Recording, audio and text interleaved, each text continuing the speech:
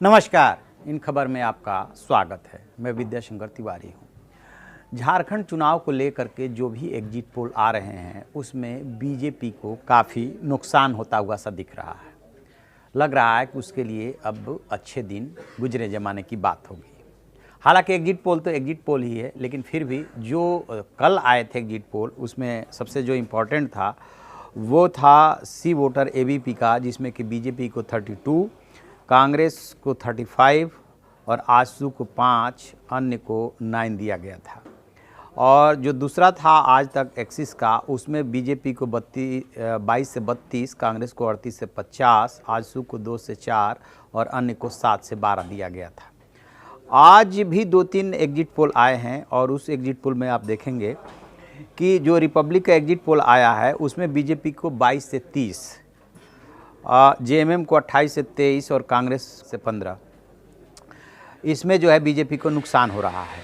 और यदि दूसरे टाइम्स नाउ की बात करें तो उसमें भी जो है बीजेपी को जो सीटें मिल रही है उसमें 28 और जो गठबंधन है उसको 44, उसको 19 का फ़ायदा हो रहा है, बीजेपी को 9 का नुकसान हो रहा है।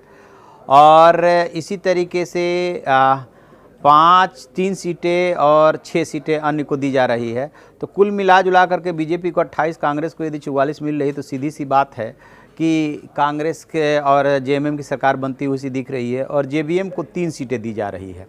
तो इस तरीके से देखेंगे कि कल से आज तक जो एग्जिट पोल जारी हुए उन एग्जिट पोल में बीजेपी की स्थिति ठीक नहीं बताई जा रही है। एक बात और हुआ है इस बार कि बीजेपी और आजसू दोनों पिछली बार यानी कि 2014 में साथ चुनाव लड़े थे, जबकि इस बार जो है दोनों अलग अलग चुनाव लड़ रहे हैं और सीटों को लेकर के दोनों के बीच में टकराव हो गया था।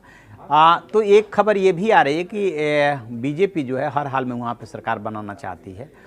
सबसे पहले देखने वाली बात ये होगी कि नतीजे क्या आते हैं।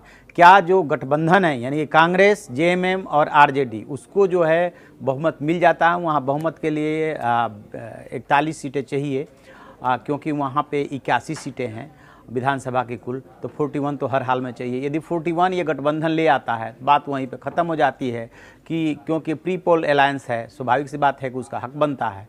और एक संभावना ये भी है कि यदि ऐसा नहीं हुआ, 1-2 सीटें भी कम पड़ी, क्योंकि एग्जिट पोल तो एग्जिट पोल है, हो भी सकता है नहीं भी हो सकता है, तो उस स्थिति में बीजेपी सरकार बनाने के लिए फिर से जेबीएम यानी झारखंड विकास मोर्चा और जो दूसरा है आजसू, दोनों इसके पार्टनर रह चुके हैं, बल्कि मरांडी तो इनके साथ ही रहे थे, तो जो सुदेश महतो हैं इनको बीजेपी अभी से साधने में जुट गई है। दरअसल राजनीति में होता क्या है कि बेशक आप तनातनी की वजह से जो चुनाव के वक्त तनातनी होती है अलग हो जाए, लेकिन ये दिखता है कि लाइक माइंडेड हैं तो 5 साल तक सरकार चलाई जा सकती है। सत्ता हर किसी को चाहिए, चाहे छोटा दल हो या बड़ा दल हो, तो उस कंडीशन में बीजेपी इन दोनों दलों से हाथ मिला सकती है। वैसे जो खबरें आ रही हैं उन खबरों के मुताबिक वहाँ पर गठबंधन को मेजोरिटी मिलती हुई लग रही है। और यदि ऐसा हुआ तो महाराष्ट्र और हरियाणा में जो झटका लगा था बीजेपी को, वो झटका एक तरह से कंटिन्यू कर रहा है और वहाँ झारखंड में भी लग सकता है।